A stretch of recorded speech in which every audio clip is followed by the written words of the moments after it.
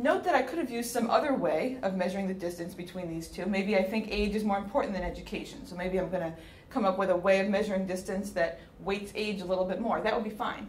This is one standard way to do it, to literally measure the distance.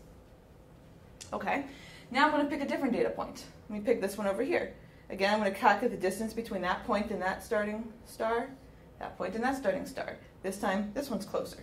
So I'm going to assign it to that cluster, and I'll show that by leaving the line. And we can do that for each of these points, right? For each of these data points.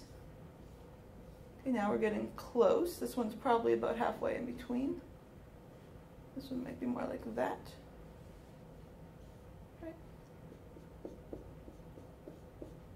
For each point in my data set, I've assigned it to the starting star that it's closer to. That's the idea. And now I have two clusters. Now we're not done yet. This was only the first step. Why are we not done? Well, because I arbitrarily chose where these two stars should go. So there's got to be some way we can improve on this. So what are we going to do? I'm going to erase the stars, but leave the clusters. So I'm going to leave the idea that this cluster, these data points are all in one cluster, and these data points are all in one cluster. But now I've erased their center points. What am I going to do? So if I erase the center points, all these lines are gone as well. Right, but the data points are still there. Data points are still there. I'm going to make new center points. How am I going to do that? By taking the means of the education and age values within these clusters that I've now created. So let me look at this cluster. I have all these data points, say there's a dozen of them. They each have an age. Let me take the average of their ages. They each have an education. Let me take the average of their education values.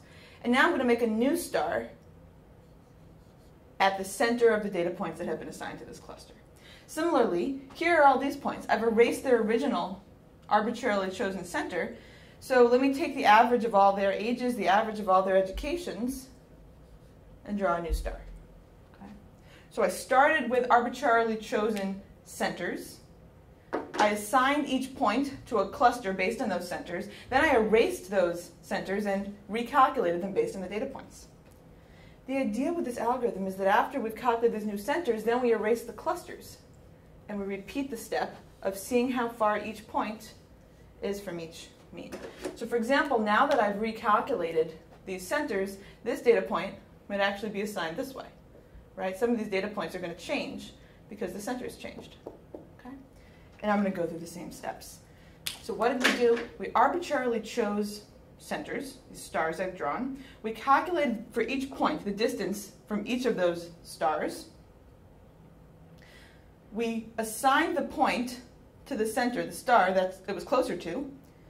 And then we said, okay, based on that, we have as many clusters as we have stars. Let's recalculate the stars, recalculate those centers based on the averages of the points that are in each of those groups, in each of those clusters.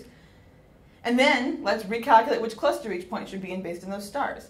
And the idea of the K-means algorithm is we're going to iterate. We're going to go back and forth between these two things until the stars stop moving. I'm going to go back and forth between assigning each point to the center it's closer to and recalculating the centers until the stars stop changing as I repeat that process.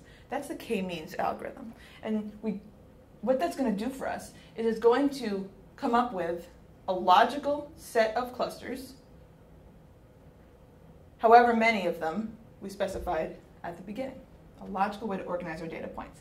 Now there are variations on this. Again, I could use a different quantity here. If I had one more variable, not just age and education, but also height, I can continue to just take the Euclidean distance, right? I can keep going for as many different variables as I have. Right? This can keep going. So this is one easy measurement to do. But actually any measurement, any distance measure of how far a point is from middle will work. This is the most common one. Also note that there's a bit of randomness to this process, a bit of arbitrariness. If I had started with different starting points, my algorithm might have ended up with a different set of clusters. And that's okay, it's just good to know where you started. And so often when you're using this method, it's a good idea to do it multiple times with different starting points and just see what you get.